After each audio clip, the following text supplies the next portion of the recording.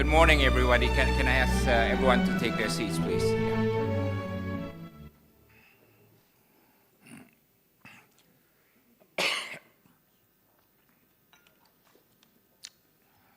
Good morning. I hope you had a good night and enough rest. I was just saying that the swimming pool had very warm water last night, so I would encourage you to test it tonight. And I want to welcome everybody to the first opening of the AOIP Vision Group Conference here in Bali.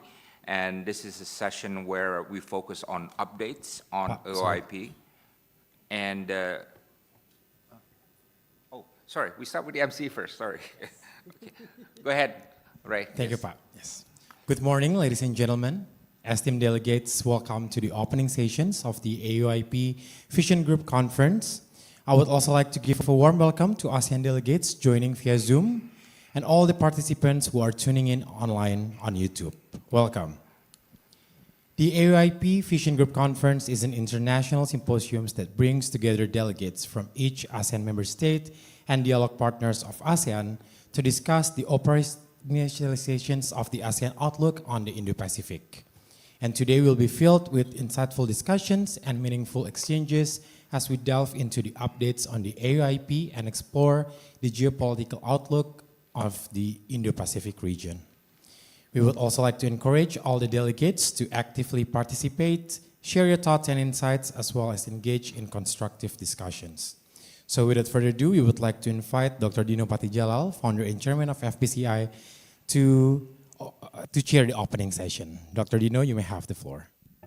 Okay, thank you, Ray. Sorry for the mishap. I wasn't trying to steal your job earlier. Yes. Okay. Today's beginning introductory session is focusing on the updates on AOIP and the geopolitical outlook on the Indo-Pacific. And we are very fortunate to have two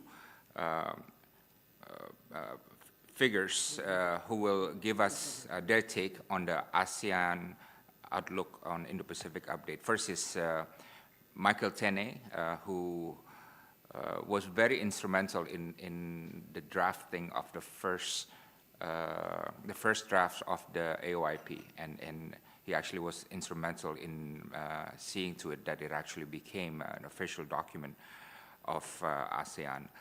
Michael Tene has just finished his term last February as Deputy Secretary General of ASEAN for Political and Security Community at the ASEAN Secretariat. And I want to express my thanks to Michael for agreeing to speak to us here today. And I think you're going to Tokyo today, so thank you for making the time. And then we have also Bapak Roliansyah Sumirat, Pak Roy, as he's called. He's the Director for ASEAN Political Security Cooperation at the Indonesian Ministry of Foreign Affairs. So although this is track 2, we are happy to have Pak Roy give us an official update on the state of play for AOIP. Thank you very much, Pak Roy. I know it's very early wherever you are in Jakarta. I think it's 7 o'clock in Jakarta, so thank you very much for this. But before I start a few observations, I would like to invite everybody just very quickly to introduce yourself, your name, country where you're coming from, and your affiliation, and then we'll proceed with the session. Maybe I'll go to my left first, yeah. Good morning, everyone. My name is Amy Seawright. I'm currently with the Indo-Pacific Security Initiative at the Atlantic Council and come from the United States, Washington, D.C., where I've spent many years in government and in the think tank and academic community. Good morning. My name is Masato Watanabe, Senior Fellow from National Graduate for Policy Studies in Japan. I used to work in the Foreign Service of Japan, but I now currently work for the Indo-Pacific Cooperation group within the university. Thank you very much. I'm Bill Hayton. I'm an Associate Fellow with the Asia Pacific Programme at Chatham House in London, UK. I used to be a BBC journalist, and I also edit the academic journal Asian Affairs. Hello, my name is Bryce Wakefield. I'm the National Executive Director of the Australian Institute of International Affairs, which is Australia's oldest think tank. Previously I was a Japan scholar. I've spent 6 years in Japan. I worked in the Wilson Center in Washington, D.C. on Japan, Taiwan, and Korea. And after that, I was an academic at Leiden University in the Netherlands for 6 years, again focused on Japanese and international security issues. Good morning. I am Gurjeet Singh, former ambassador, having served in Japan and Indonesia and ASEAN. Currently, I am a consulting editor of a journal called Rising Asia. I am a professor at the Indian Institute of Technology in Indore, and I chair the board of an impact investing company in India, which I will talk today. Thank you. Good morning, selamat pagi. My name is Hitoshi Hirata from Japan International Cooperation Agency. For more than 30 years, I have worked for this international cooperation area to work with partners of Indonesia, Cambodia, Bangladesh, and so on. Thank you very much. Good morning, everybody. My name is Kuniko Shinoda, and I'm a professor of National Graduate Institute for Policy Study, GRIPS, in Japan. And I used to work for the Ministry of Economy, Trade and Industry, and now I'm engaged in the research activities on the free and open in the Pacific and regional economic integration in Asian countries. Thank you very much. Good morning. My name is Taeyong Jung. I'm a professor of sustainable development at the Graduate School of International Study, Yonsei University, Korea. And also, I'm the Sustainable Development Program Director for the Ban Ki-moon Foundation for the Better Future. I was working at the Japan since 1997, something. I think the Institute for Global Environmental Strategies. I was a founding member of that institute and working there for 7-8 years. Then World Bank, KDB, and returned back to Korea. Nice to meet you. Good morning, everyone. My name is Xue Song. I'm Associate Professor of Institute of International Studies of Fudan University from Shanghai. My research focus is primarily about Indonesia, domestic politics and foreign policy, and Southeast Asia in general. For the past 2 years, I've been working for the Chinese Embassy in Jakarta, and now I'm back to Shanghai. Nice to meet you all. Good morning. My name is Yosef Jagababa. I am a lecturer at Universitas Pelita Harapan in Jakarta. And my background is in modern Southeast Asian history and Southeast Asia as a region. I'm also working as the country representative for the American Institute for Indonesian Studies. Thank you. Good morning, everyone. My name is Vitanya Senibong. Currently, I am Director General of Institute of Foreign Affairs, Ministry of Foreign Affairs of the Lao PDR. Nice to meet you all. Good morning. My name is Sofwan, the soft one, not the hard one. I'm an associate professor at the Department of International Relations, Universitas Indonesia. I'm also managing the ASEAN Studies Center at the university. My focus of research interest is on ASEAN and regionalism, especially in the emerging and contesting ideas of regional constructs, including Indo-Pacific. Very happy to be here. Thank you very much. Good morning. My name is Sinina Sermship. I serve as the Director of ASEAN Studies Center, Faculty of Economics, Chulalongkorn University. My background is in international economics, so nice to meet you all. Thank you. Good morning, everyone. Thank you for the invitation. It's a pleasure to be here. I am Lucio Blanco Pitlo III, Research Fellow with the Asia Pacific Pathways to Progress Foundation, based in Manila, the Philippines. I'm also a member of the Board of Directors of the Philippine Association for Chinese Studies.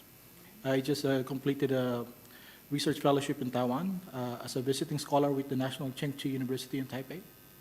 And my areas of interest are maritime security, maritime connectivity, also regional integration and development. Pleasure to be here. Thank you. My name is Un Kieng. I'm from the Ministry of Foreign Affairs of the Kingdom of Cambodia. I just joined the government about 6 months ago. And before that, I was the professor of political science at Northern Illinois University, where I taught about 18 years. And nice to be here. Good morning, everyone. My name is Jayant Menon. I'm a senior fellow at ICS Yusof Ishak Institute in Singapore. Before that, I was at the ADB in Manila for a long time. I work on trade and development issues. Good morning, everyone. I'm from Brunei. My name is Hafiz Hashim. I'm an assistant lecturer at the UBD. My research area of focus is on regionalism and security in Southeast Asia. Thank you. Good morning, everyone. My name is Fidelis Magalhães. I am I'm a founder of the first ever Timor-Leste think tank called IPIA Alternative Future. But before founding IPIA, I served as a senior minister on a number of portfolios, and I chaired the Asia-Pacific Forum on Sustainable Development, UNESCOP, for a couple of years. Thank you. Good morning, everybody. My name is Adrian Ang. I'm a research fellow and the coordinator of the US program at the S. Rajaratnam School of International Studies in Singapore. Nice to meet you all. Good morning. My name is Kikuchi. I'm from Aoyama Gakuin University in Tokyo. Also, I'm working for Japan Institute of International Affairs. Thank you. Good morning, everyone. My name is Dewi Fortuna Anwar. Call me Dewi. I wear many different hats. Currently, I'm research professor at the Research Center for Politics, the National Research and Innovation Agency, or BRIN. Formerly, this was LIPI, the Indonesian Institute of Sciences. But I'm also currently chair of the board of directors of the Habibie Center, a think tank. I'm also an academician of the Indonesian Academy of Sciences and co-founder of the Foreign Policy Community of Indonesia. But I also work in government. I work first as assistant for global affairs to Vice President Habibie, and then Assistant Minister Secretary for President Habibie and his spokesperson, and also serve as Deputy for Political Affairs to Vice President Budiono during the President Yudhoyono's administration, and then as Deputy for Government Policy Support to Vice President Yusuf Kala under President Joko Widodo. But now I'm back in academia again, back at BRIN. And it's my area specialization is Indonesian foreign policy and ASEAN. I actually wrote my thesis about ASEAN once upon a time. Thank you. Thank you, and I'm Dino Jalal. I'm founder and chairman of Foreign Policy Community of Indonesia. I now have the pleasure to invite Michael Tene to give his policy brief and update on AOIP, and then after that followed by Roy. Michael, the floor is yours. Thank you, Dino, and good morning to everyone. Perhaps my presentation is not about the recent updates. Perhaps Roy later on will address that. But let me remind everyone about the context of the AOIP and how we look at it when we begin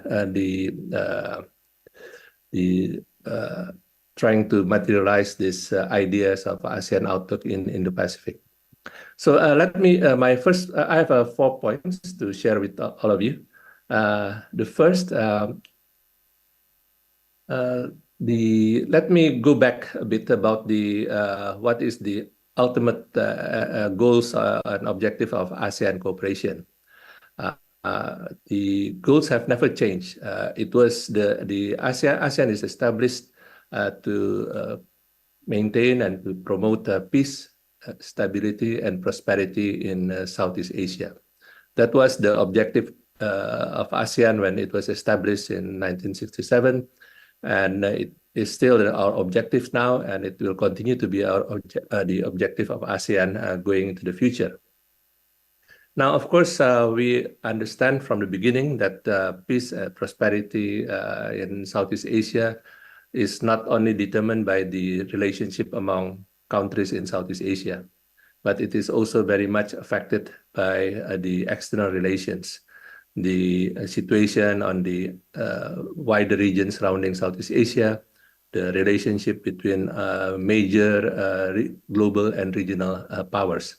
So since the beginning, ASEAN has also reached out to the various partners, stakeholders that have a legitimate interest in the condition and situation in Southeast Asia. And that is why we have developed the partnership, what is now known as ASEAN +1 mechanism, consisting of full dialogue partners, sectoral partners, and development partners.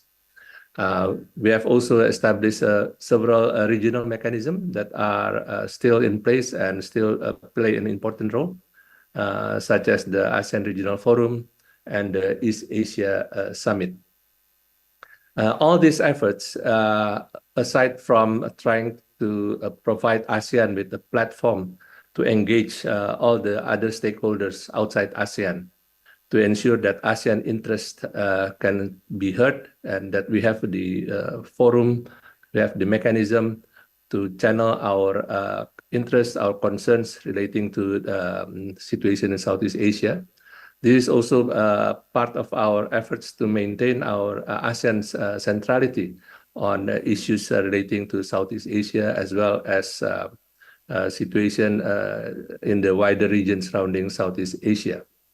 And within that context, the AOIP is actually a continuation of this approach of engaging external partners and to ensure ASEAN centrality, and that ASEAN have a platform to engage these partners on issues affecting Southeast Asia.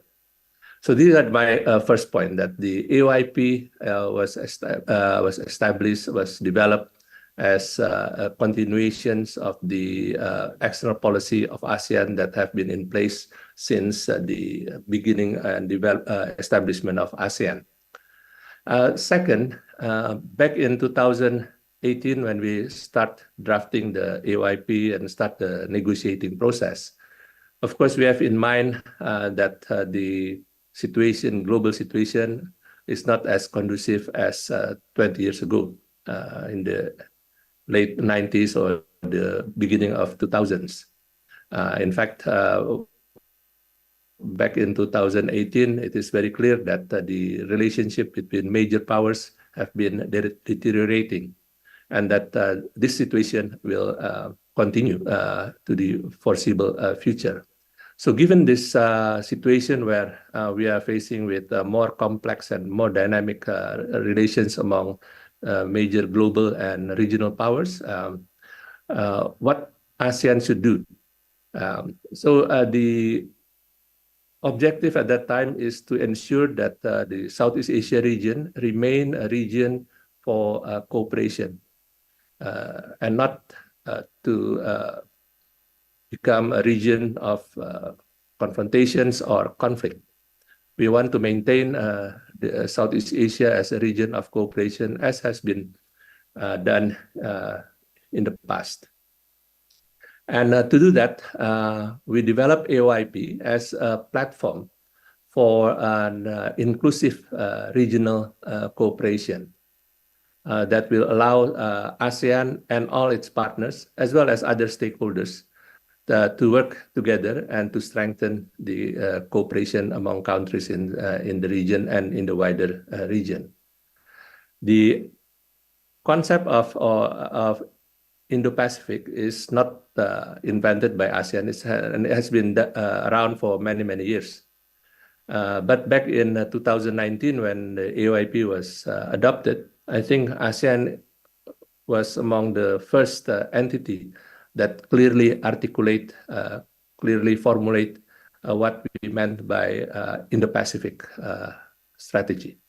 And since then, of course, we see many countries, many partners come up with their own Indo-Pacific strategy.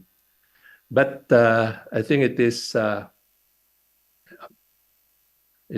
clear that among all those Indo-Pacific strategy that have been put forward by many countries,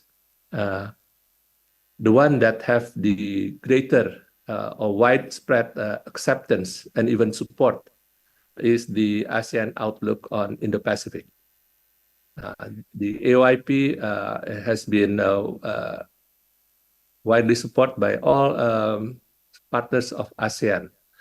And this means that the AOIP is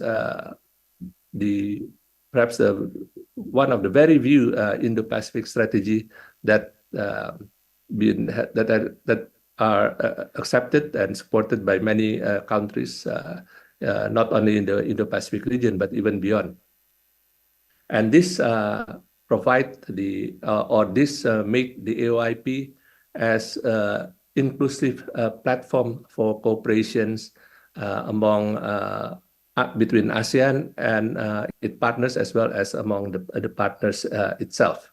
So this is my second point, that the AOIP is developed to become an inclusive platform for regional cooperation, aiming at ensuring that our region, Southeast Asia, and hopefully the wider region surrounding Southeast Asia, remain a region of cooperation and not a region of conflict and confrontation. Third, so how do we implement the AOIP? How can AOIP become an inclusive platform for such regional cooperations? If you look at the AOIP, I think everyone is aware that the AOIP can be divided into two parts. The first part consists of the principles, norms, objectives of the AOIP. And the principles and norms enshrined in the AOIP is not something new. It's not something invented by ASEAN, but it is principles, norms that have been subscribed in many international treaties, such as the agreements, such as the UN Charter, the Treaty of Amity and Cooperation, as well as in the Bali Principles of East Asia Summit on 2011. These are a very important part of the AOIP because this part reiterate the commitment that have been made in the past by ASEAN and all its partners to adhere to this set of principles that should be guiding how we behave, how we interact with one another in our region and beyond. The second part of the AOIP, of course, consists of the four priority areas of cooperation. These four priority areas are formulated based on our thought that these are areas where there is a confluence of interest between not only among ASEAN countries, but also interests of other partners. We hope that by identifying these four areas which can be accepted by ASEAN and partners, this can be a basis for us to develop a closer cooperation in addressing those issues under the four priority areas. The implementation, of course, will be through various projects or activities carried out under the four priority areas. However, aside from aiming for tangible outcomes or tangible results from these activities, equally important or even more important is that these activities under the four priority areas are meant to be also a means to instill, a means to implement or to bring into actions the principles and norms that are guiding the AOIP. So it's not only just trying to have a tangible project activities that, of course, hopefully will benefit everyone. But at the same time, equally important, we want that through the activities cooperation on the implementation of the 4 priority areas, we can strengthen the principles and norms enshrined in the AOIP, in the first part of the AOIP. One of the good example about the implementation of the AOIP is actually from my personal view is the RCEP, Regional Comprehensive Economic Partnerships. The RCEP is ASEAN-driven. It is the original negotiating countries, and the original members of the RCEP are countries that have established a free trade agreement between them and ASEAN. So it developed from the ASEAN +1 arrangement of free countries that have already a free trade agreement with ASEAN individually. But now, under the RCEP, we are enlarging it, not only promoting cooperation between ASEAN and each of our individual partners under the ASEAN +1 mechanism, but we are providing the platform for our partners also to work closely with one another, because the RCEP is not just the free trade agreement between ASEAN and our respective partners, which we already have through the individual free trade agreement. But this is a free trade agreement that allows our partners also to work closely with one another under the RCEP. So it's a inclusive platform. It is a rule-based platform. It provides the platform for cooperation among not only among ASEAN but also among our partners. And of course, we know that since the RCEP came into force, it is now open for other countries in the region, in the wider region of Indo-Pacific, to accede to the RCEP. So RCEP is actually a good example how AOIP work in real life.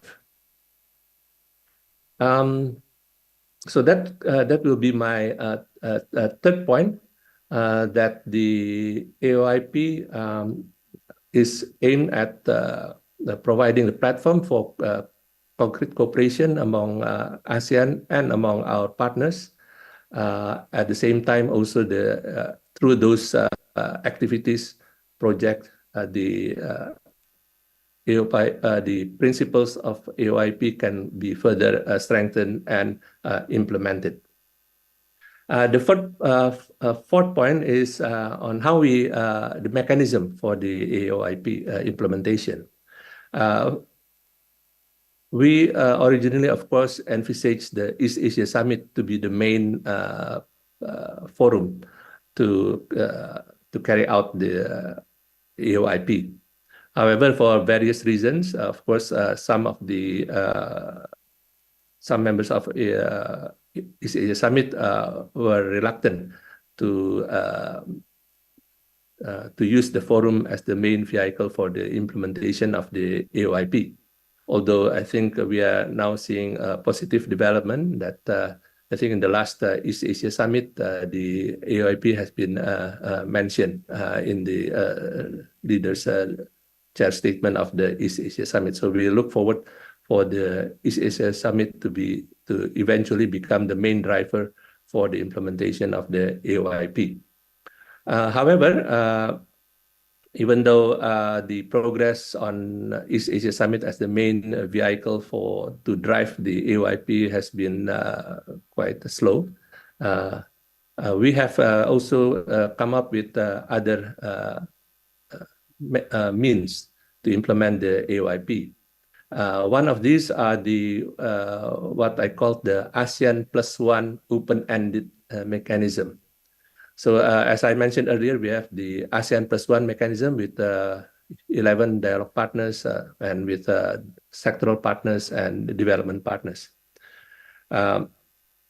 So what we did was that we tried to implement some of the activities under the framework of AOIP, with the proponent consisting of ASEAN plus one partners, but it is an open-ended format, meaning that other partners are invited to join both as a proponent and definitely as a participant of some of the activities. So, for instance, recently we have several workshops or seminars with ASEAN and Australia as the original proponent, but then it was also joined by other partners like Japan and Korea as the main proponent of the activities. We are also working now to develop a cooperation with other sub-regional organizations in the Indian Ocean and Pacific Ocean, namely the IORA and the PIF, Pacific Island Forum. And again, this open-ended format is something that we are trying to use in promoting our cooperation with the PIF and IORA. So the open-ended nature of the ASEAN Plus One means that both the proponent, the supporters, supports can come from multiple partners, although it is initiated by through an ASEAN Plus One mechanism with a particular partners. And also the beneficiaries of the activities or project is not confined only to ASEAN, but it can also be used to benefit other sub-regional cooperation with which ASEAN is now working with, such as the PIF and IORA. So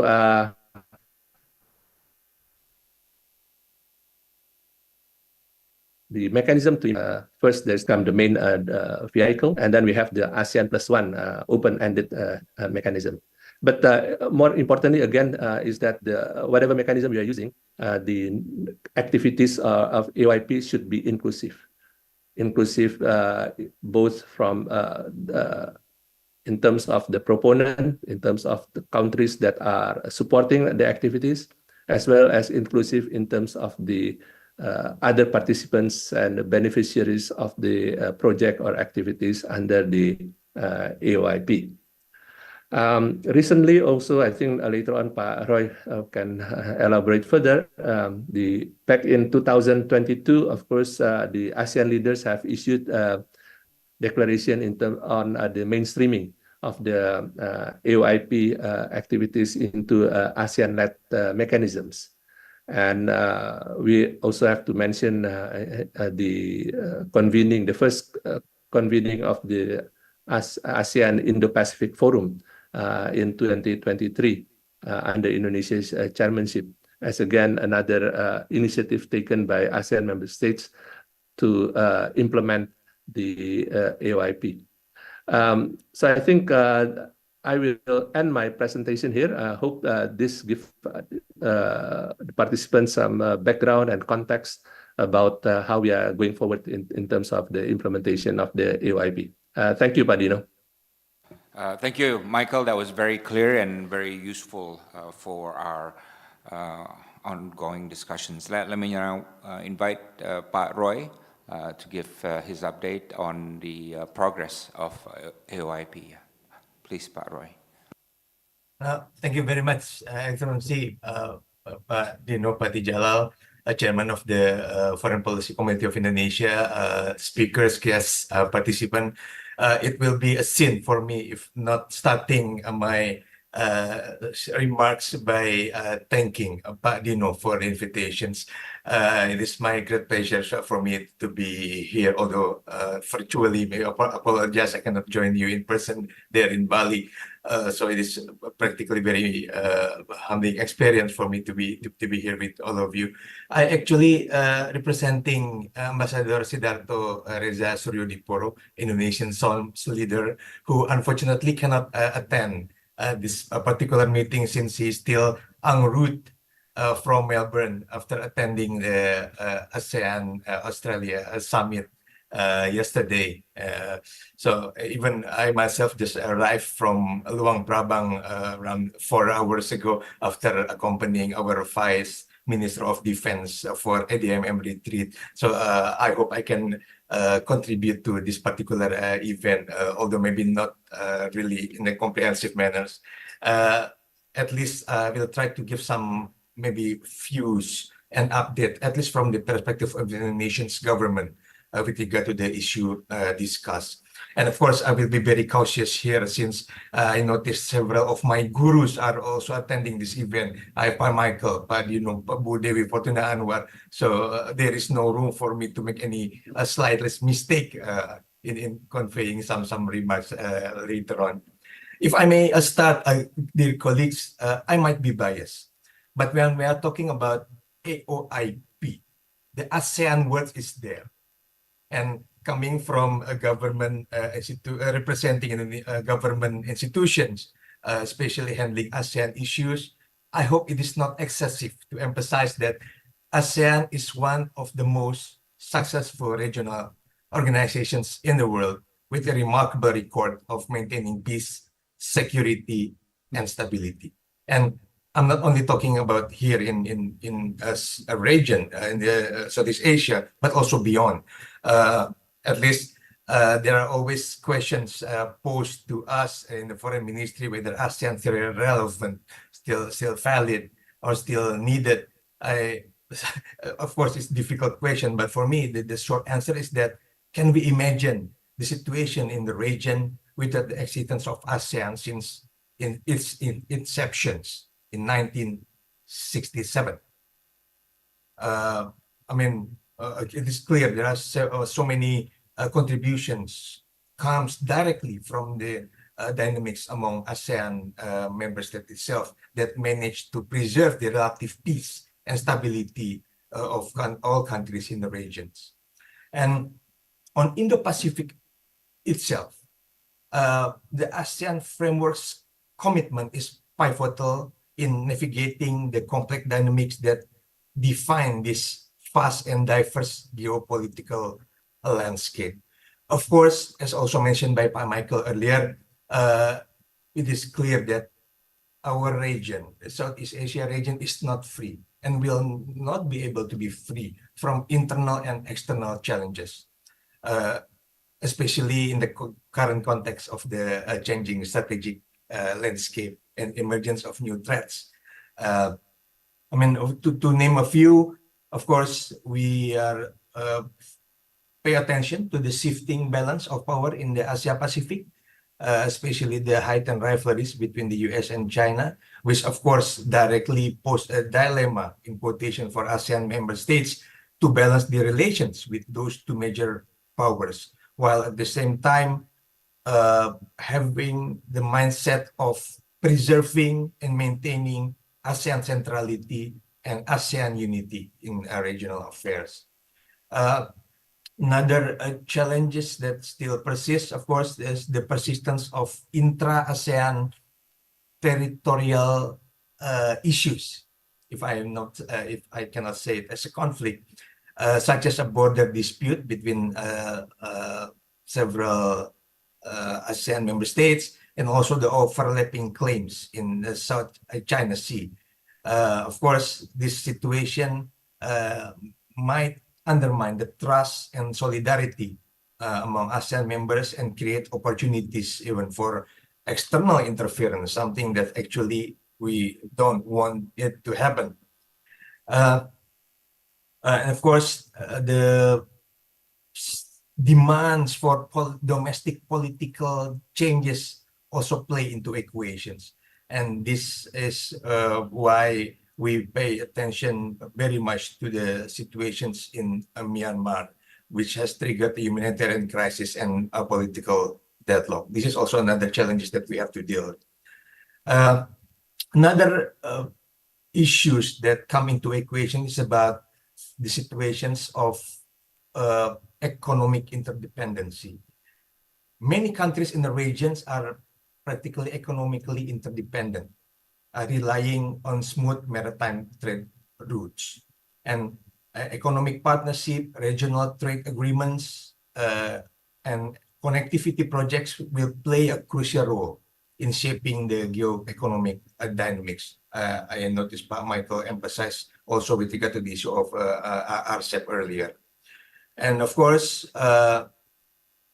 we also pay attention to the changing expectations and aspirations of people of ASEAN itself, especially the young generations who are now more connected, more well-informed, and more empowered than before, who demand more transparency, accountability, and participations from their governments, institutions.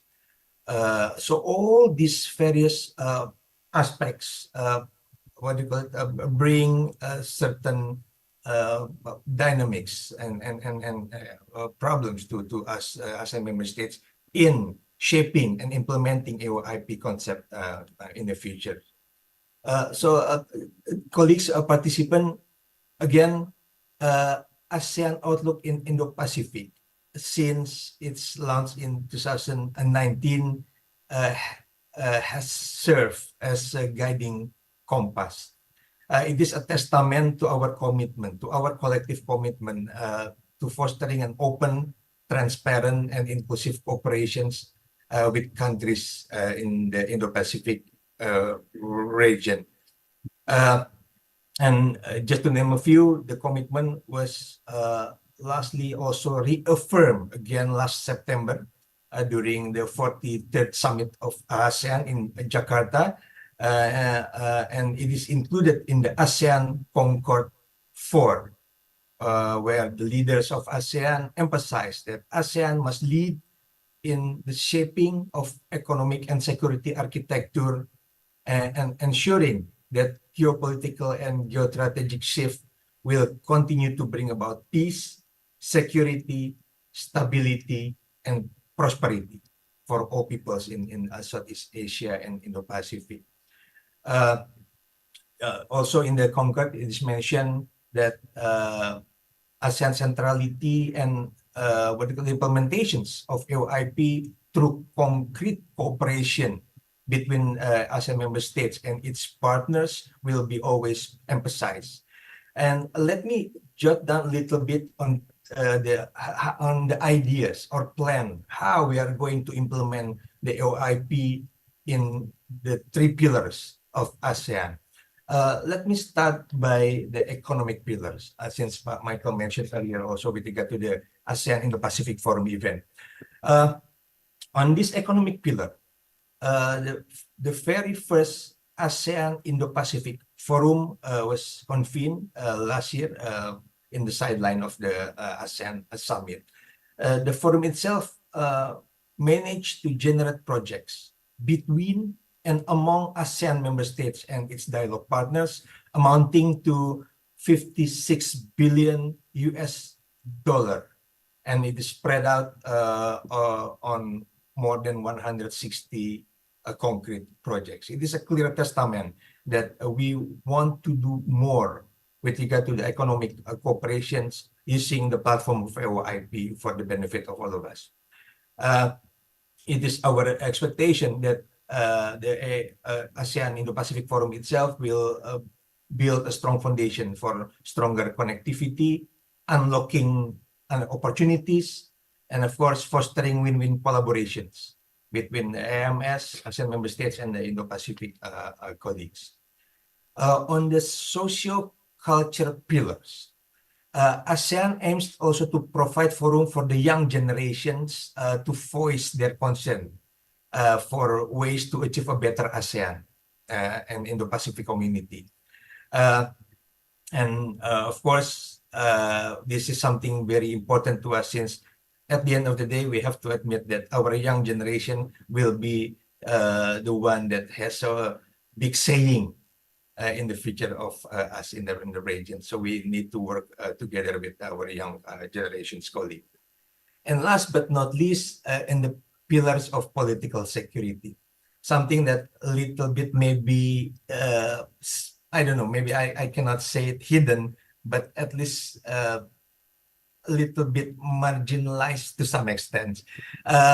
Again, ASEAN performed as a convener for years, for decades, for a dialogue, cooperation, and partnership in the region. And to complement this perspective of Indo-Pacific region, we, ASEAN member state, is currently refining its defense initiative through the implementations of AOIP from a defense perspective.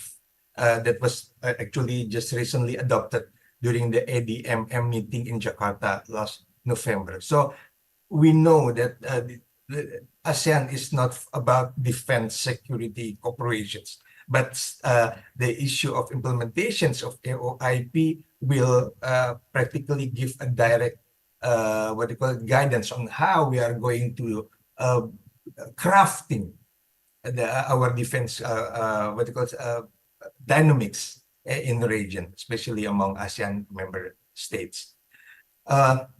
So, colleagues, again, maybe just to conclude, refinement and deeper integrations of AOIP across all ASEAN and ASEAN-led mechanism, as well as the engagement with other countries, are the only way forward. So therefore, please don't be surprised if we ASEAN member states will always create noise in bringing all AOIP's concept and its derivations, in particular in all discussion under the framework or the umbrella of the ASEAN-led mechanism. This is the only way forward for us because the AOIP itself offers chances for all ASEAN partners to contribute to the situation in the region based on the concrete needs of the ASEAN member states. So the needs that need to be checked first is the needs of the ASEAN member states. And everybody can practically join the game here in the region, as long as they are practically promised that they are going to contribute positively to the situation in the region. Through the active engagement and commitment to finding common ground, it is our expectation that all of us can transform challenges into opportunities, fostering a more resilient and prosperous Indo-Pacific. At least for ASEAN member states, we are going to be here forever as neighboring countries. We are not going anywhere. So therefore, we will spare no efforts in preserving the situation and stability of our regions. So again, against all those practical backdrop, I believe that this conference will generate fruitful discussion and recommendations that will contribute to the implementation of AOIP concept to the realizations of the peaceful, secure, prosperous Indo-Pacific. So as I stop there, my remarks, apologize if it will be too long. So I think I wish you productive and enjoyable discussion. Thank you very much, dear colleague Padino. Hands back to you. Thank you. Thank you. Thank you, Pak Roy, and a special thanks also for making the time. 4 hours ago you landed. I did not know that. Yeah. So now we have two very good background briefs and also policy updates on the progress of AOIP. We will have now 4 response from discussants, 2 from ASEAN side and 2 from the dialogue partner. I would like to invite, and by the way, we are a bit strict on time, so 5 minutes each for each discussant. The first one is Dr. Dewi Fortuna Anwar, and then Dr. Aimee Sirait, then Huang Tiha, and then Professor Sutomo Kikuchi. Professor Dewi Fortuna Anwar. By the way, I'm calling you professor now, not doctor. And congratulations for your professor title. Yes. I've been a professor since early 2000. Okay. Then I'm 16 years late. Yeah, 20 years late. Yeah. Since 2004, by the way. Yes. It's not new. Yeah. I'm old. Yeah, it's a long time ago. Yeah. We have been given 5 minutes, but 10 guiding questions by Calvin. And since they got back forth to me, are these questions enough? And I say, you've got more than enough. So I I will try to address some of these questions. Otherwise, they say, what's the point of us putting these questions? So thank you very much to Pak Michael and Pak Roy for giving that background inputs. And I agree with most of what they say, but also have some questions for them. But I'll start with the guiding questions, which I'm not going to answer all of them. The most important thing is, how can IOP preserve and strengthen ASEAN centrality? Now, my answer will be that as long as the ASEAN-centric regional mechanisms continue to lead the discourse, the project designs, and the implementations of activities, which include all the other key stakeholders in an inclusive manner, then ASEAN can maintain its centrality. If the mechanisms are no longer the ASEAN-driven one, then of course, it will not be, ASEAN centrality cannot be assured. And here, as Michael mentioned, that the concept of Indo-Pacific itself is still somewhat contested. China has, until recently, mostly sees Indo-Pacific as a concept designed against China, aimed against China, particularly in reference to US free and open Indo-Pacific or the or Japan open, free and open Indo-Pacific. So the ASEAN outlook on Indo-Pacific, with its inclusiveness, is more acceptable, and so many ASEAN dialogue partners have openly, formally accepted and supported the IOP. In that sense, the ASEAN centrality could be preserved. But here comes the tricky questions. How can IOP meaningfully transform the geopolitical landscape of the Indo-Pacific? Now, we don't need to go too far into the geopolitical landscape, but I think there is one word that can describe the geopolitical situation now. It's distrust. Major power rivalry and distrust. There's a basic trust deficit and a tendency towards zero-sum games in the geopolitical and geostrategic concepts. Now, can the IOP activities transform distrust into trust, zero-sum game into positive-sum game? Now, of course, many people will say that it's not possible, but ASEAN started from some optimism that you can actually be transformative. And the experience of the European Union and the ASEAN, the experience of ASEAN itself, has shown that it is possible if there is a political will. So if IOP can actually contribute significantly through its confidence-building measure activities, and here the stress is on practical and concrete projects. IOP continues to talk about concrete and practical projects. If they can, all of these concrete and practical projects can actually work effectively in CBM and preventive diplomacy, then it could be useful. And then the second point is, so IOP projects should primarily provide platforms for countries that are currently distrustful of each other and lack the opportunities to collaborate in a neutral and safe environment, to come together. So I question if the overstress is, it has to be driven by ASEAN basic needs. I agree that, of course, it should be driven by the basic needs of ASEAN, but it should also meet the needs of the dialogue partners that we aim to engage. If it is driven from bottom up only by ASEAN, and then how is it going to be useful as a platform that will engage the interests of countries that are distrustful of each other and they're not willing to communicate with each other in a safe and trustful manner?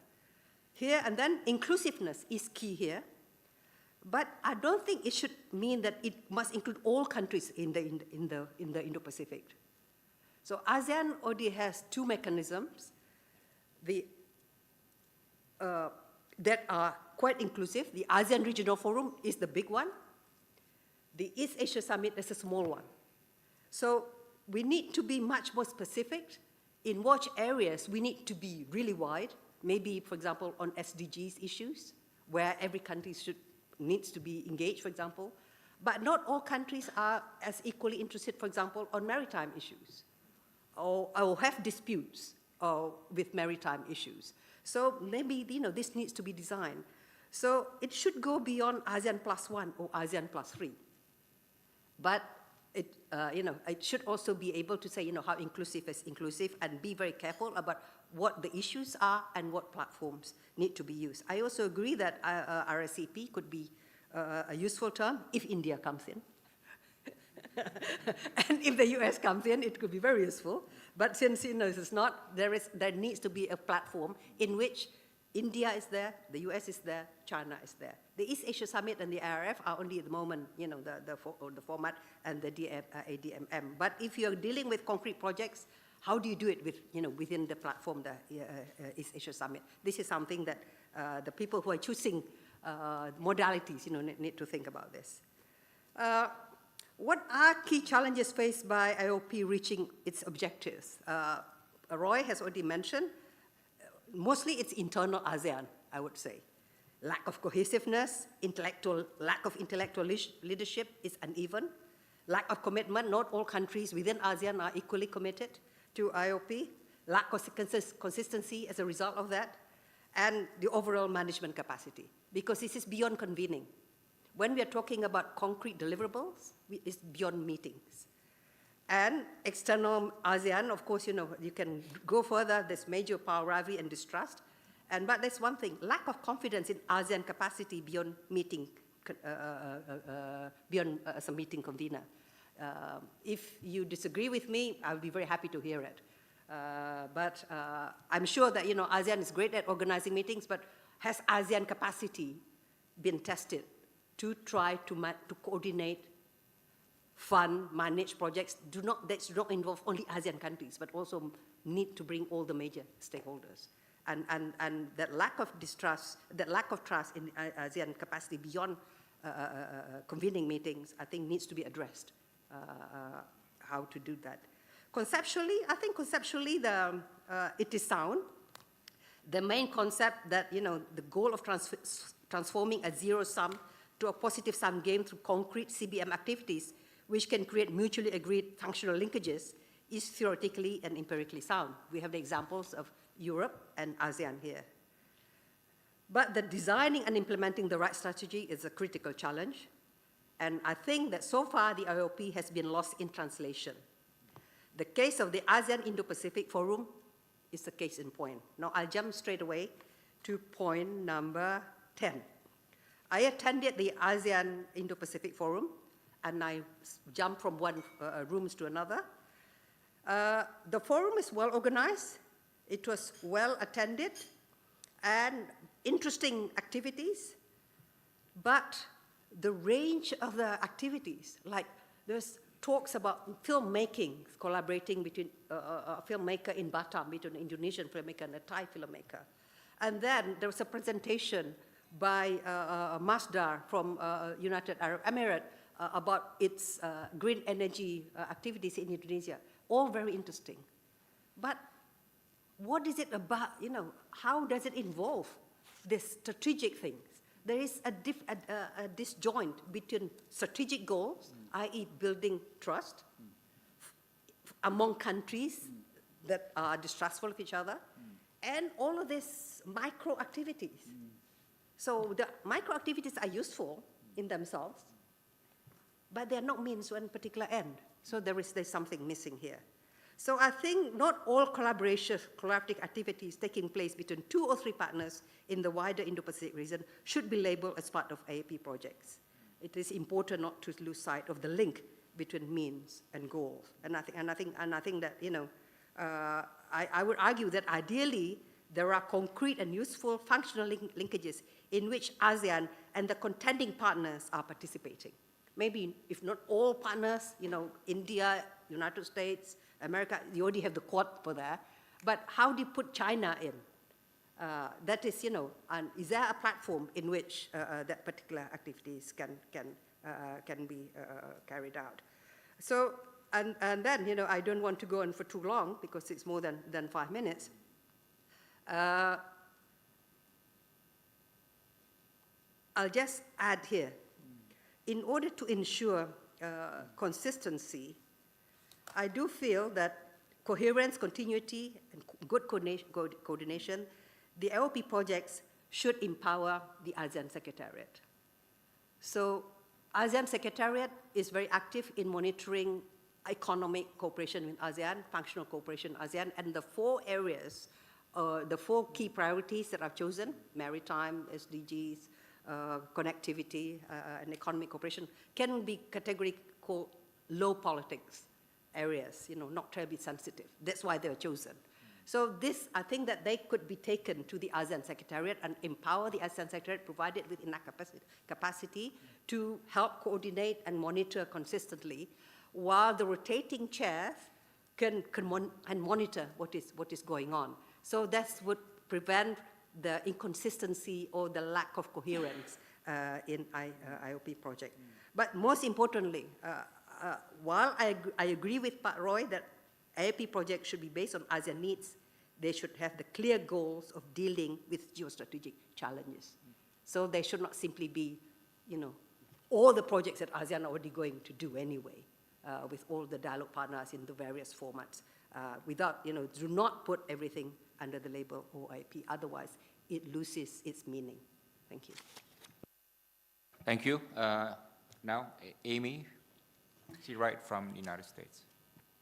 Thank you so much, and thank you for inviting me here to beautiful Bali. It is a long trip from Washington, but it's almost worth it. No, I really look forward to hearing today from all of you around the table on your perspectives on this very interesting and important topic. The ASEAN Outlook on the Indo-Pacific was launched in 2019, and I think it was a very productive step because many countries, major countries, have been putting out their own strategies for the Indo-Pacific. The United States and Japan and Australia and India was really coming to the fore with its strategic voice. So I think it was a very good move for ASEAN to put its stamp of approval on the concept of the Indo-Pacific. I think it helped to shape the conversation, sort of helped to put ASEAN back in the center of the picture frame. And I think it was a skillful balancing act that ASEAN did at a time of growing US-China strategic rivalry and growing multipolarity in the region to, set up a framework that would help avoid ASEAN drifting to one power or another. But at the same time, we have to acknowledge it was a very pragmatic step. It's a very defensive document in some ways. It's not a strategy, as Pak Dino told us last night. That was avoided. It became an outlook. It's not the Treaty on the Indo-Pacific that Marty Nadalagawa had advocated. That would have been a much more comprehensive effort to create, or not necessarily a new set of norms, but really fashion the norms that ASEAN stands for in a way that would really put its imprint on the Indo-Pacific and put out there another treaty like the TAC that external partners would have to sign on to and endorse the ASEAN concept. It was not as ambitious as that.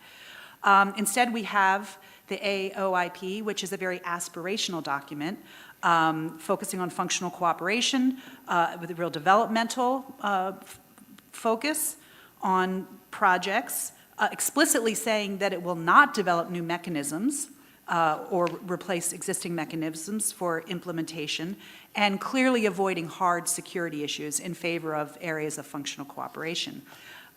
So I think as welcome as this document is, there are inherent limitations in the document, I think, to what it can accomplish, which reflect some of the inherent limitations of ASEAN itself, which we all know the strengths and some of the limitations of ASEAN. From an outside perspective, we just have to be sort of realistic about this. So since 2019, of course, we've had a number of challenges, and the challenges are only proliferating for ASEAN and the region more broadly. Of course, we had COVID, we had the coup in Myanmar, which has put a real strain, I think, on the functioning and norms, and to some degree the international standing of ASEAN. We've had the Russia invasion of Ukraine, escalating rivalry of especially on the economic side of the US-China relationship, which I think will continue. And we've seen, I think, partly as a result of this, some of the recent polling of elite public opinion in ASEAN put out by ICS, for example, shows that even in very recent years, the concern among ASEAN elites about the strength and unity and centrality of ASEAN is unfortunately really declining. So Pak Dino challenged us last night to think about how can the AOIP become a real game changer. And first, I guess I'd want to ask, how are we going to define a game changer? What kind of game can it change? Are we looking at how ASEAN through the AOIP can influence the strategies of major powers in the region? Are we looking at how it can be used to strengthen ASEAN itself, such as the ASEAN Secretariat, as Professor Dewey just mentioned, or other institutions, or strengthen Southeast Asia through a variety of projects? Is it a game changer if it produces tangible results in these functional areas of cooperation in a broad array of areas and projects? Or is it going to be at that strategic level that we're looking at, again, the behavior and strategies of major powers, and also kind of this again, Professor Dewey just talked about transforming distrust into trust.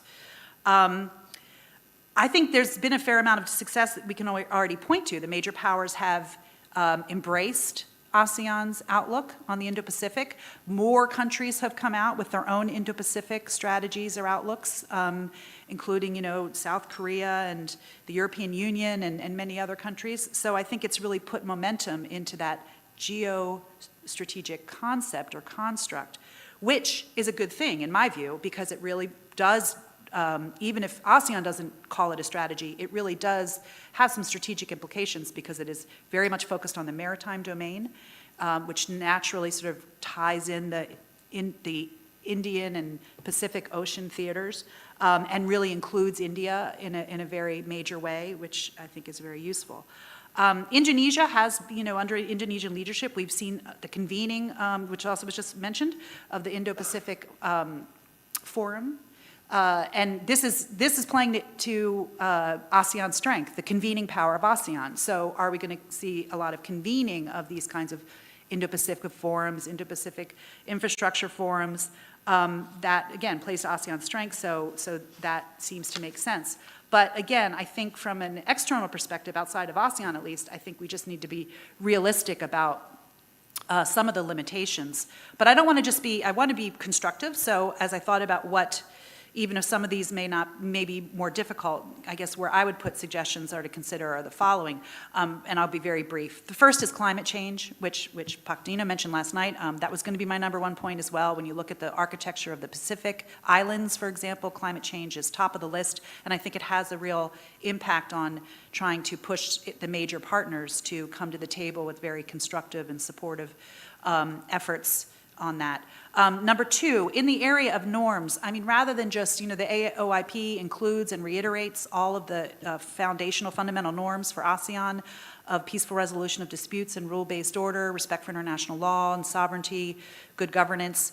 And this is good, but they should not just be reiterated in a formulaic way, but really elevated, used in specific ways to address specific challenges and scenarios, so that they don't just become a formulaic recitation, but actually have meaning behind them, shaping expectations that countries feel they will be held to. So there's some degree of, let's call it accountability, which is, calling out good behavior when ASEAN states, member states, for example, are able to resolve border disputes, maritime border disputes.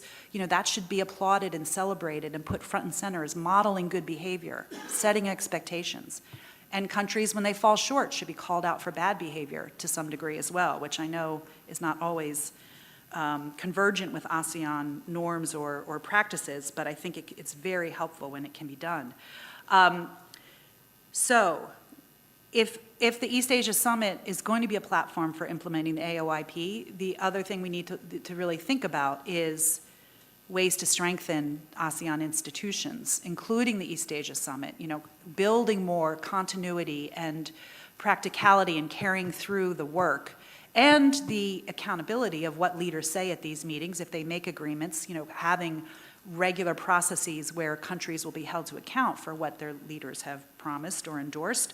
So transforming the East Asia Summit Foreign Ministers process into more of a Sherpa-type system that carries the work throughout the year, I think would be very positive. And also tying in the ADMM Plus more directly to the East Asia Summit, having that be a direct channel of the defense ministers to the leaders through the East Asia Summit would be another way to enhance the relevance and importance and the value of the ADMM Plus and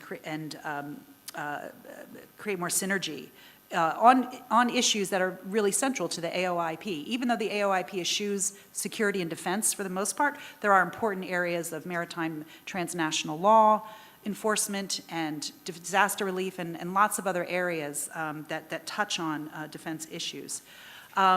So those are my main recommendations. A lot of people are talking about creating a dedicated fund. I'm interested to hear what people think about that. I'm not sure how it would work. But just to come back to the optimism about ASEAN that Professor Dewey expressed, I think is one that is inspiring to the rest of the world and supported and applauded. ASEAN is a force for good in the region and in the world. But I think just as in the United States, those of us who focus on foreign policy and are really concerned about U.S. standing and impact and influence in this region always say we have to solve our problems at home before we can fix our strategy abroad in many areas. In the same vein, I think ASEAN needs to think, continue to think about how to take a difficult set of problems that it has and try to transform it into more strength for ASEAN itself. And I'll end there. Thank you, Amy. And now I go to Huang Tiha from the ISIAC Yusuf Ishak Institute. Please, 5 minutes. Thank you, Pak Dino, and thank you, the IPCI, for kindly inviting me to the conference.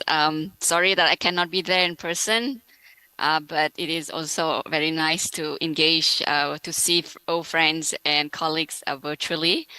My presentation will try also to address some of the guiding questions that the organizer has sent me in advance, and also by building upon the excellent remarks and insights that have been shared by the previous distinguished speakers. The first one is, how can the AOIP preserve and strengthen ASEAN centrality? And as mentioned earlier by Pak Michael and other speakers, in terms of securing the dialogue partners' expressions of support for the AOIP and commitments to collaborate with ASEAN in the AOIP priority areas, ASEAN has done extremely well because I think it has signed joint statements with almost all the dialogue partners except for the US, I think, and South Korea in seeking ways to synergize and align the AOIP with their respective regional strategies, whether they call it Indo-Pacific or Asia-Pacific. However, it is also evident that the dialogue partners increasingly prefer collaboration with ASEAN through the ASEAN Plus One platform rather than through the more inclusive East Asia Summit.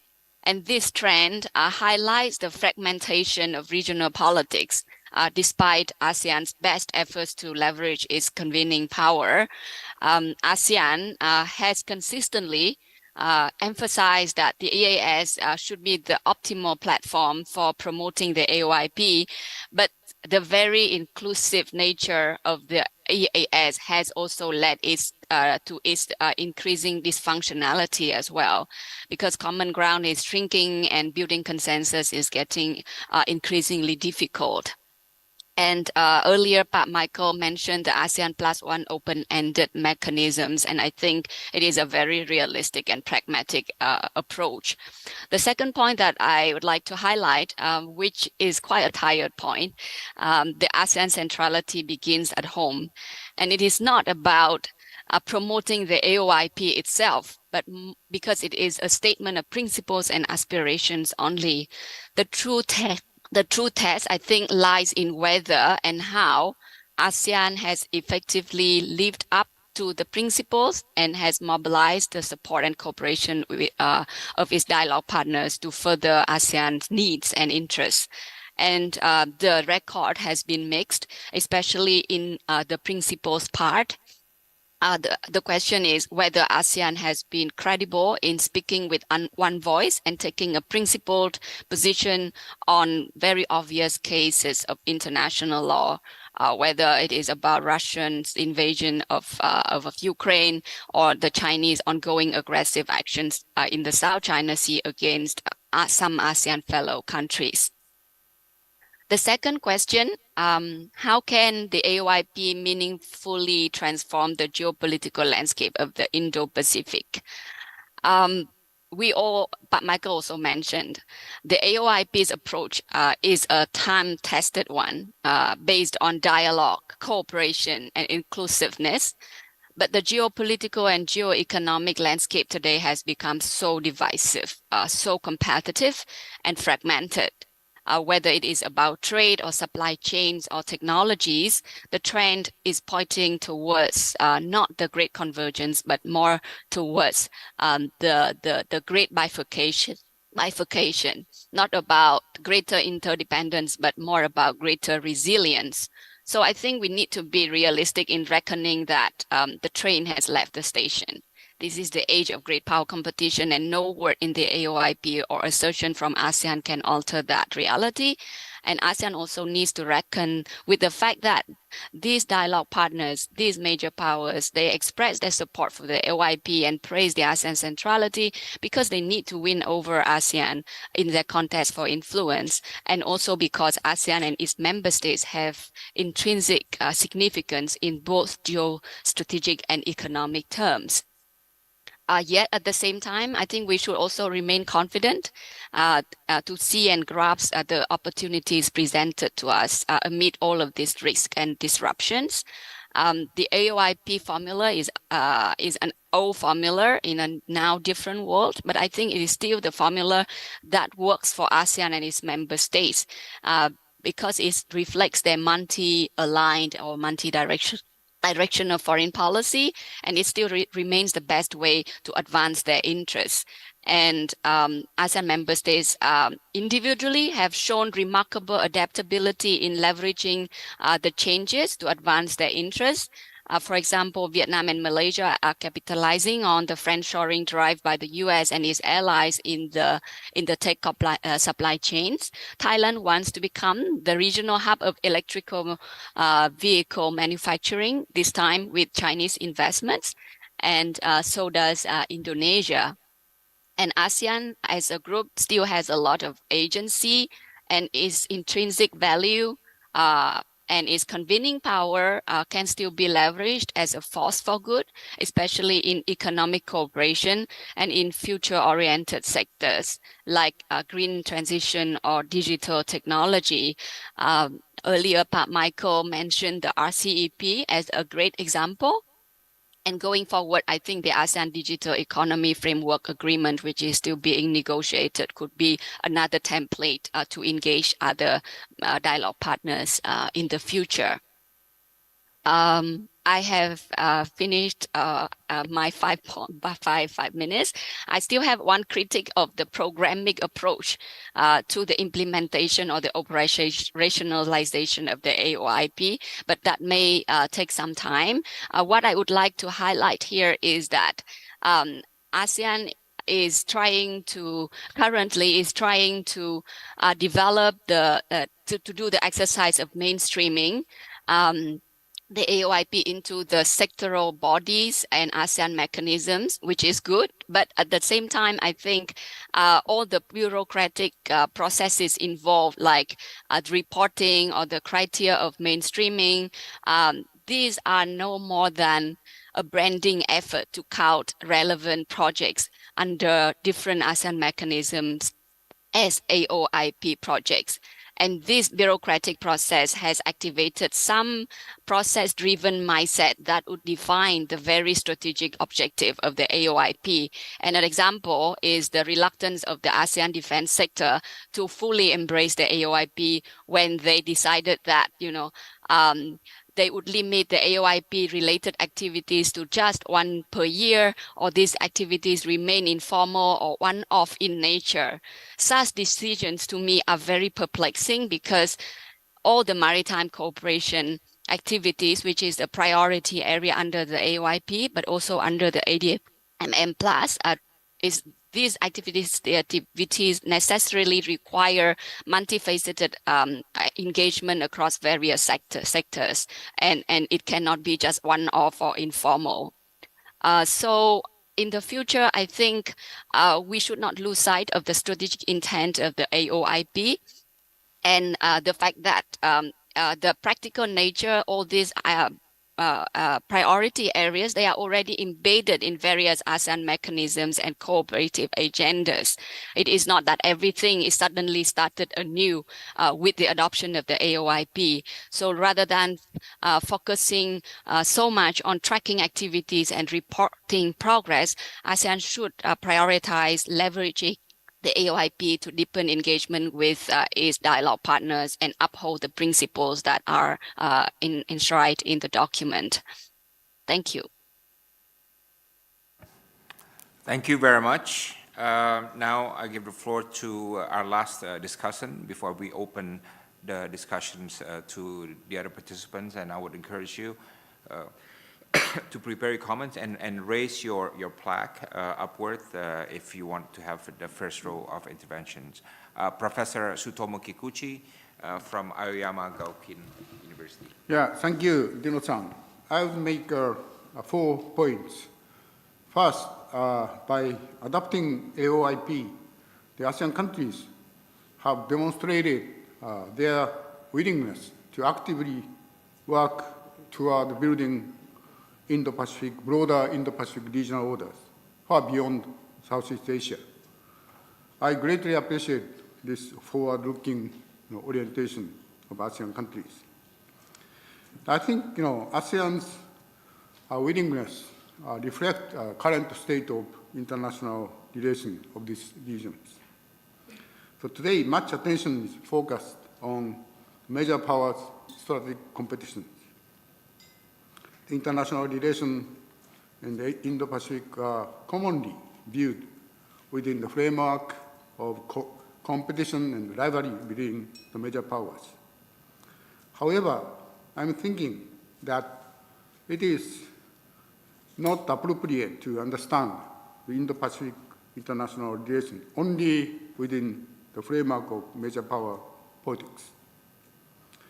Indo-Pacific is more than the major powers, especially more than US and China. That I'm thinking we are now stand at historic moment of creating more pluralistic and inclusive regional order based on the rule of law in these regions.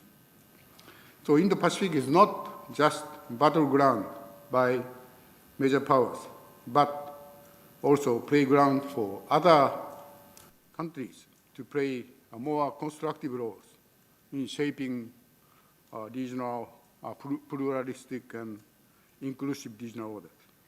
So put differently, the Indo-Pacific is a testing ground for both developed and developing countries of so-called global south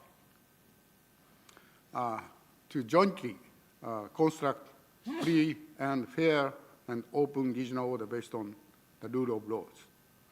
So we should not miss this opportunity offered by these historic changes taking place in these regions. So second, engaging in the building of regional order is, after all, to address the question of how to provide the international public goods that support the orders, such as freedom of navigation, free and fair trading regime, sustaining the principle of peaceful resolution, and so forth. So in this regard, I understand AOIP demonstrate ASEAN's willingness to address the provision of international public goods to sustain the regional orders. So how to provide, how to sustain international public goods will have a significant impact on the future regional orders, in the Pacific, including ASEAN countries.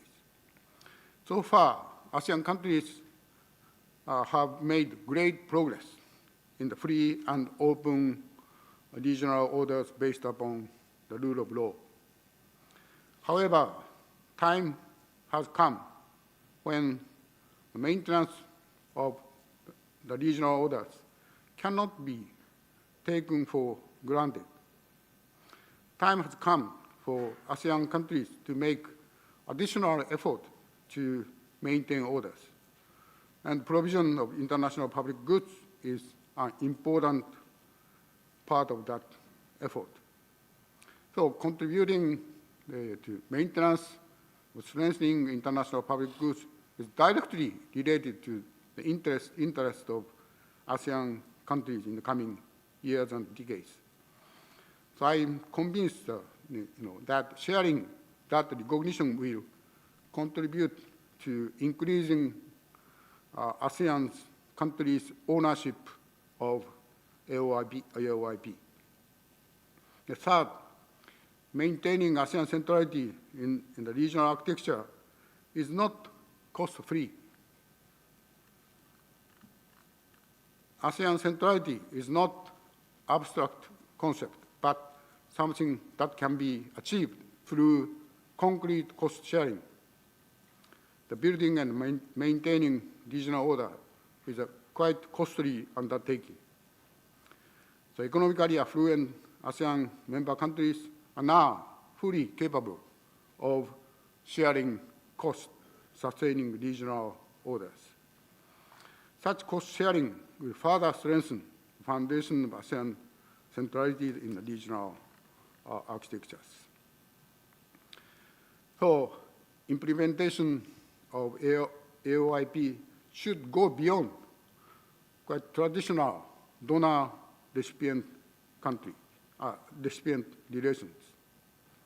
The last, maintaining ASEAN centrality demand ASEAN institutional innovations. So ASEAN countries are expected to innovate ASEAN institutions to implement the AOIP. Already other speakers touched upon that.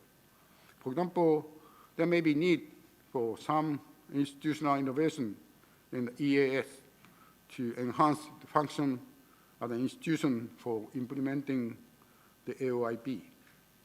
So we may think that working groups co-chaired by both ASEAN member countries and non-ASEAN countries under the auspice of EAS could be established on the 4 priority areas of AOIP to develop more specific and concrete cooperation plans.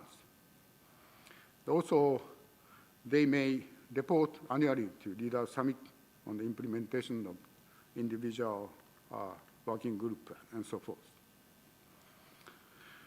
And also, another maybe other initial step, some ASEAN member countries may explore the cooperative relations with newly established groups on specific issue areas. For the last several years, we are seeing the emergence of new cooperative forum consisting of 3 or 4 countries, so-called mini-lateral arrangement in the Indo-Pacific. ASEAN and some of its members may also seek to work with such new mini-lateral groups in implementation of AOIP. So I would stop here and thank you for your attention. Thank you. Good. Thank you, Professor Sutomo. And now we are going to open our discussions. But let me just make some very quick points. Yeah. First, on ASEAN centrality. I think the ASEAN participants should be realistic enough to assume that ASEAN centrality is important to all ASEAN members, but it's not 100% important to countries outside the region, right? Let's just be real about that, right? I mean, what does the Quad say? Quad saying, hey guys, we're gonna have our own space, we're gonna create our own activities, right? And we're not asking for ASEAN's permission. We're gonna be relevant in our own programs and among our four, right? And there are other schemes around the region that are that way as well, yeah? So that is something that we should be just realistic about, yeah? And secondly, look, cooperation is a strategic concept, right? I repeat that. Cooperation is a strategic concept. Why? Because it changes interactions, right? It diverts energy into a positive mode, right? It changes the feeling of disputes or conflict, right? It establishes partnerships, and it just changes the whole dynamics of it, right? So cooperation is a very strategic concept, and that's what has happened to ASEAN, right? But in order to make it strategic, it cannot be anything goes, as you said, right? And as you said, as I think we all agree, right? It's not, an anything goes approach is not gonna work for AOIP. And I think from the four discussions, and we should understand that cooperation, in order for it to be strategic, has to be ambitious, right? It has to be strategic. It has a strategic purpose, and it has to be, what do you call it? Like when you choose a girlfriend or wife, you have high standards, right? Right. So it has. That's what I mean. It can't be unless you're desperate. Unless you're desperate, yes, right. So it can't be anything goes, right? Otherwise, it's just going to be an exercise that is somewhat futile, right? There has to be a game to it, right? You have to have a high standard and high ambition of what that cooperation is intended to achieve, right? So I think that's the thing. And then the third point is, obviously, we're in the right direction. Everyone agrees, AOIP, cooperation, important, and so on. But somehow, there's a mismatch between the illness, yeah, if we are the doctor, the disease or the illness, and the medicine, yeah. Maybe the pills, need to be more potent and so on, yeah. But I think both Michael and Roy and all five of us here are agreeing that we agree there's an illness, or there's a challenge, there's a problem, but how do we connect it better to the medicine that is being prescribed? And that medicine, for now, is just not sufficient enough. Yeah. But Gurjit will be the first, and okay, anyone else want to jump in? Just raise your flag here. Thank you. My compliments to FPCI and GRIPS for organizing this very interesting conference. The two speakers I heard from the ministry and ASEAN, I think were very clear on how they look at AOIP. I haven't yet seen such a clear exposition. Can't say I agree with it, but at least it was clear. And that to me was very useful. I think the questions that Ibu Devi and Pardino have raised, I think very important questions which we must address. But I must say I totally subscribe to what Professor said. That is also my approach, exactly what he said. So let me quickly say three things. One, we talk of inclusivity. So I think we need to be open about it. I was a bit surprised that Pak Tene said 2018.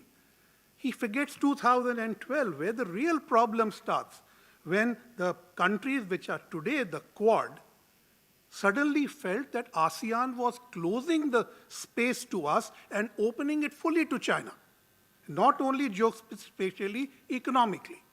So when we say free and open Indo-Pacific, we want inclusivity. We want in ASEAN.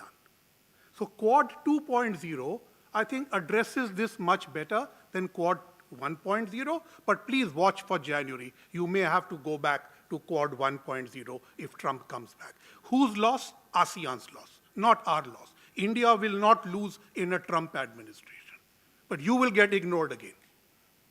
Please remember that. So inclusivity means open to all without hiding that no, so-and-so. So, I think Huang said that Thailand and Indonesia want EV supply chains with China. What about the rest of us? We also want EV supply chains. You can't just shut us out. So you have to have a wider openness. Second, centrality. Professor rightly said centrality has a cost. And you rightly said, Padino, centrality is not something that everybody thinks. So we opine always in every document, including Quad documents, that ASEAN centrality is very important. But what about ASEAN responsibility to that centrality? We don't always see that. What about ASEAN unity? We don't see that. And ASEAN unity doesn't start breaking up in 2018. It's already broken in 2012. It is not only Ukraine which disrupted you. China already disrupted you in South China Sea. Gaza has disrupted you. COVID has disrupted you. You see the UN vote by ASEAN members in the last 3 years, and you see there is no ASEAN unity. But yes, we would like ASEAN unity.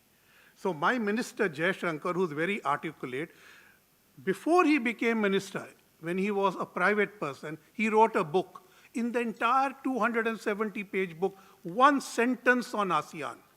ASEAN unity is not what it used to be. Finished. So I asked him what happened. He said, I wasn't minister then. Now I got to work with ASEAN. So yes, we all have to work with ASEAN. Finally, what should we do? I don't think AOIP should be simply allowed to become a new wine in an old bottle. Then it's a waste of time. And I think today there is too much emphasis on using the same institutions to implement the AOIP. How will ASEAN Secretariat take it on? We don't see ASEAN Secretariat as having the capacity. So I welcome this conference as perhaps bringing out ways we can at least bring the functional aspects of the AOIP into implementation by adding to what ASEAN and DPs do. Last point. Please don't forget that ASEAN is Global South. But ASEAN often tends to ignore that and works on a North-South relationship with 9 of its dialogue partners who happen to be OECD members, but forgetting the 10th partner who is actually trying to lead the Global South. And we would like to do it with you. I'm going to talk more about this in my session. Thank you. Thank you. Very helpful comments. Anyone else? By the way, let me ask a question while I'm waiting for response. One big question, and this was from comments from Hoa, Ting Hai, and so on. ASEAN wants cooperation, and then let's talk about geopolitical rivalry, obviously talking about US and China, among others. Amy, we're now in unofficial setting. Can ASEAN really affect US-China relations, or that is a game totally out of our reach? I think there's a universe in which ASEAN could, but I don't think in the current manifestation of ASEAN it's realistic. And what I mean is, I think in the most halcyon days of ASEAN, when there was real unity to a much larger degree, and it was very leader-led and very ambitious, there was an ability, I think, for ASEAN to really put down some markers that would shape how great powers, felt they could behave. For the United States, at least, the United States is concerned about the impact of its actions and its reputation in the regional game like this. But in this current, in the way that ASEAN, since 2012, I completely agree. In the way that things have shaped up. I just think ASEAN is too internally divided and too unambitious to really hold big players to account, to really put down serious markers of expectations and then hold countries to account. So without doing that, I don't see how it would be a major impact. Now, I do think it, by having the degree of unity and centrality that ASEAN has and making clear that that's an important, that's really important to Southeast Asian countries, that has shaped U.S. policy. I was first served in government under the George W. Bush administration. I was in the State Department on the policy planning staff, and this was in 2003, 2004. I was there as a Council on Foreign Relations fellow, but there were active debates going on, but among the Bush political appointees and senior foreign policy folks there about whether we needed to take ASEAN seriously. Malaysia had just announced the formation of the East Asia Summit, and there was a roiling debate about whether the United States should consider joining. And the Bush administration pretty decisively decided, no, we don't need to join. We don't want to empower ASEAN. ASEAN is a talk shop. It's distracting. We're better off focusing on our alliances. Also, at the early stages of the Quad. Those of us that were arguing the other side, were making all the arguments about why ASEAN was here to stay. Regional aspirations for cooperation and integration were real, and we couldn't ignore them without being marginalized ourselves. So the debate kind of came around over many years, and part of it was the insistence of ASEAN on ASEAN centrality. That did shape American policy, and now the United States always talks about ASEAN centrality. Even the Trump administration would give voice to ASEAN centrality, even if they didn't always follow through. So there's an impact, but does that fundamentally shape the U.S. strategic approach to China? I don't think so. Okay, thank you for that, and for addressing the elephant in the room. All right, Pak Sofwan, and then Pak Hafiz. Yeah.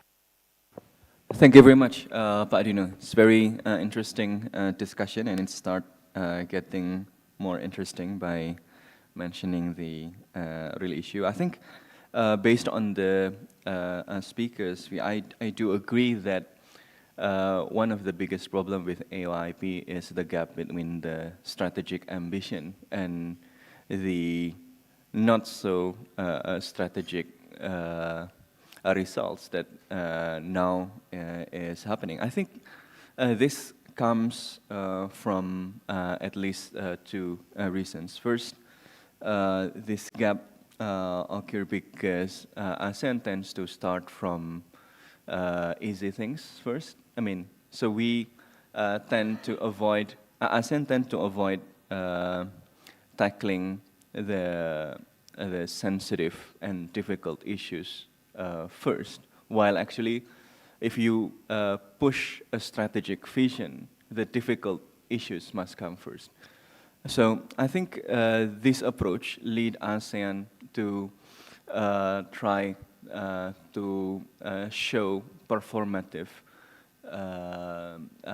measures that ASEAN Outlook on Indo-Pacific is working by looking at micro projects, by showing that we are doing something to that, but without actually then trying to strategically translate the strategic ambition of the ASEAN Outlook on Indo-Pacific.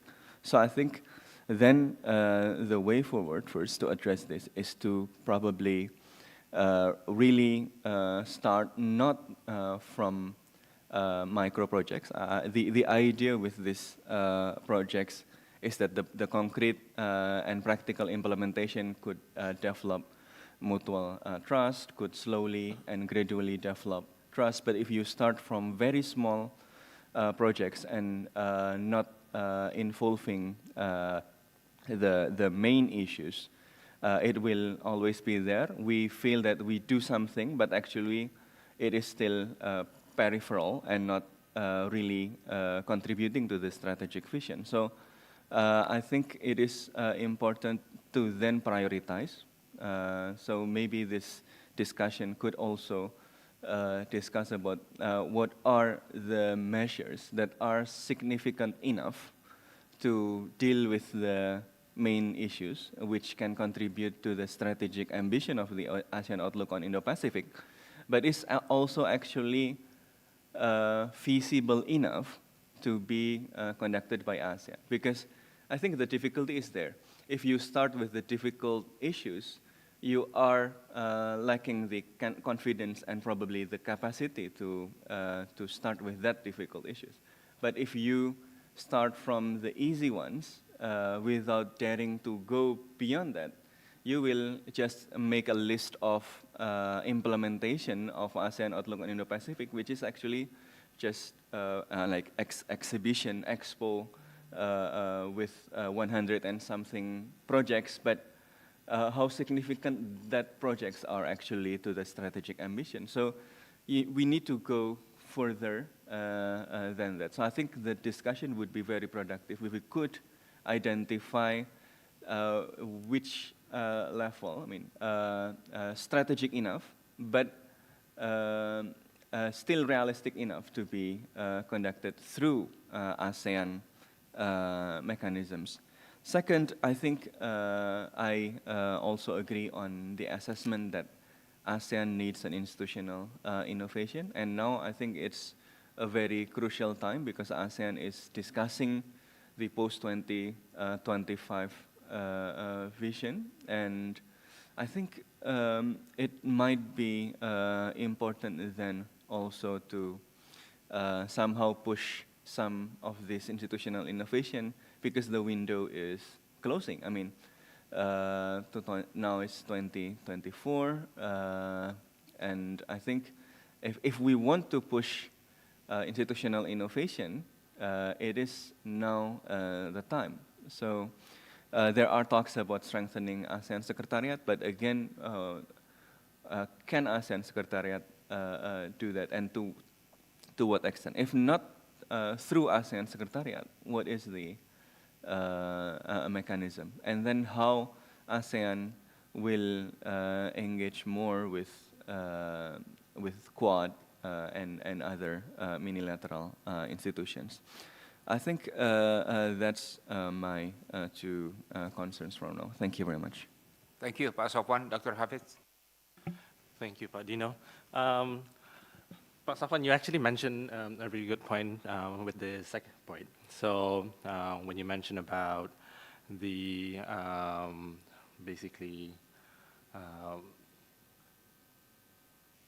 well, basically when you mention about the level of cooperation and all these things, right?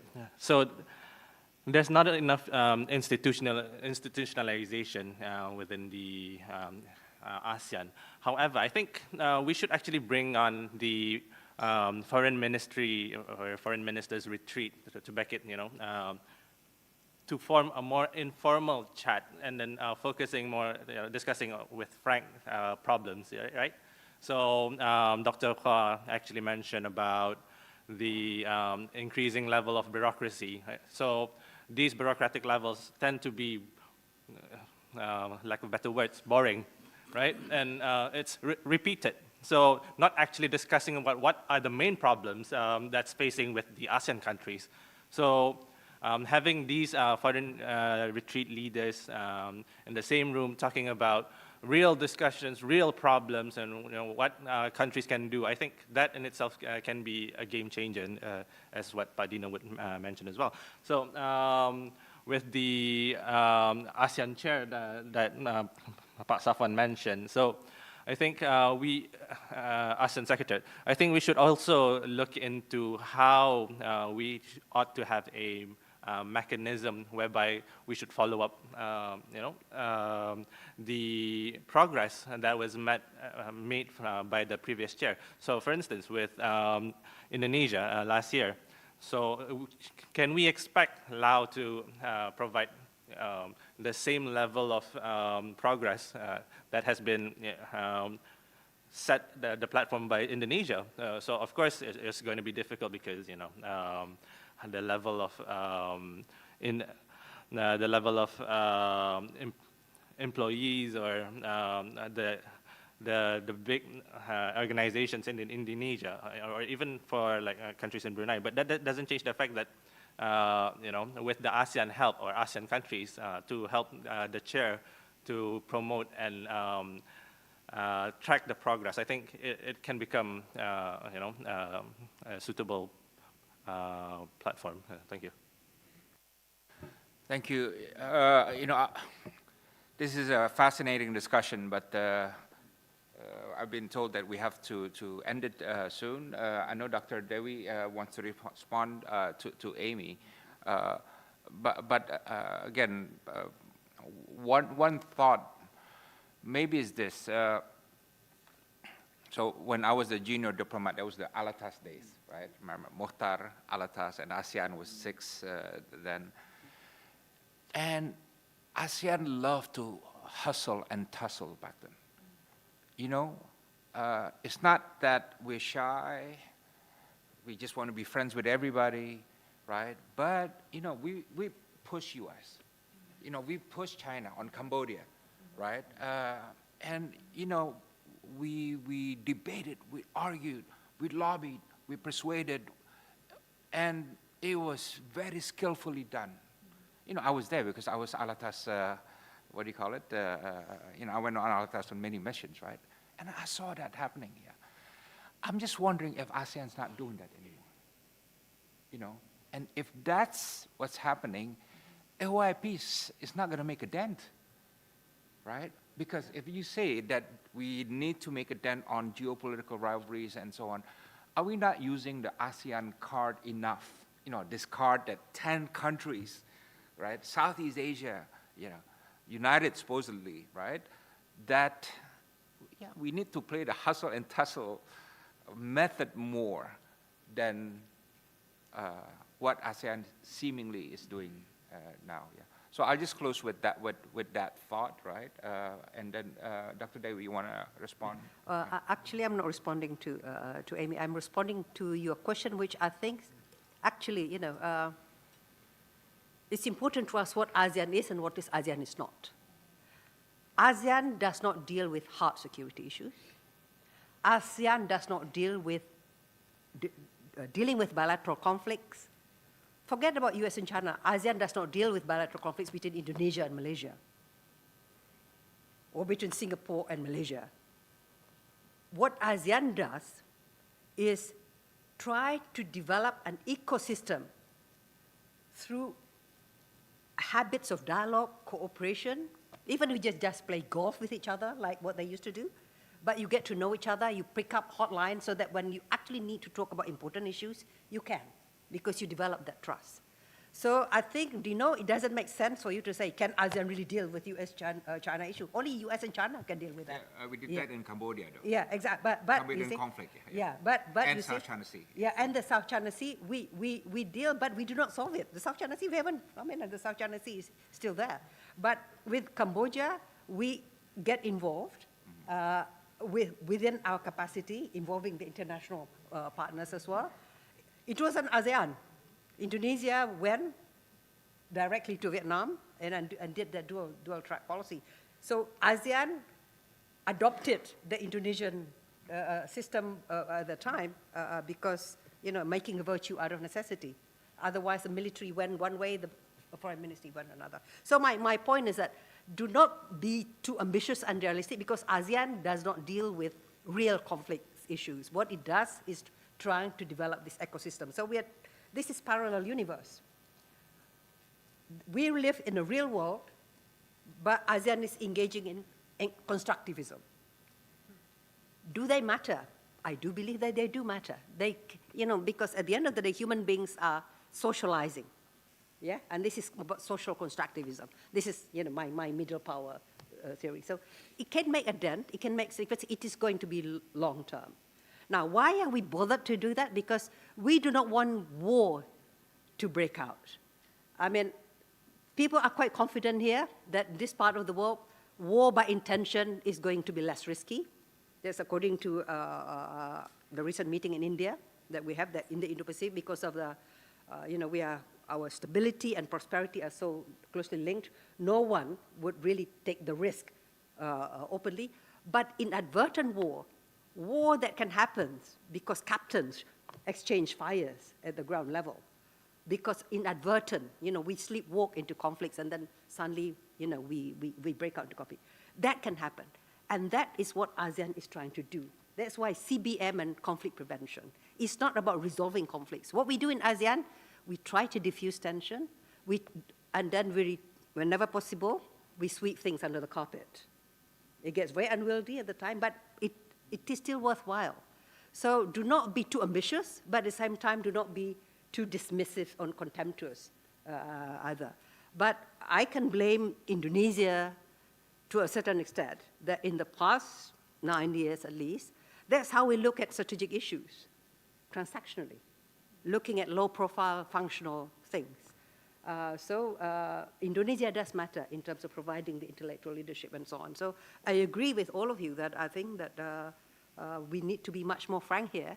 And the role of forums like this is very important because that's how we light fire. We lighted fire into ASEAN, For a long time, ASEAN, Indonesia was not willing to go into FTA. It was track 2 that that really pushed for that. So continue to shame and name ASEAN, and I think that, eventually, because we all get linked, after all, to track 1, naming and shaming and calling ASEAN to account, including saying, there is cost to centrality. I like that, ASEAN needs to be able not just to talk the talk, but to walk the talk and pay some of that talk as well. Thank you. Thank you.